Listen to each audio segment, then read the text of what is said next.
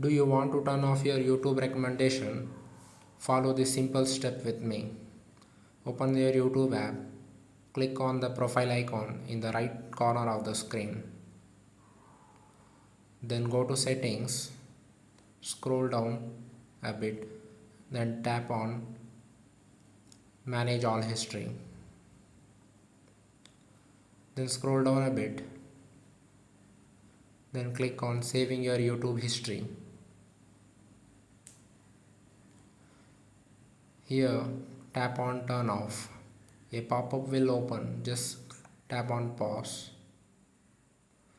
then tap on got it. The job is not done yet here. Scroll down a bit, click on manage history option. Then here select delete, then select delete all time, then click delete again, then got it. That's it, your job is done. YouTube recommendation is now turned off. You can come back to your profile and just refresh your page. You will see the YouTube recommendation is now turned off. If you like this video, please like, share and subscribe. Thank you.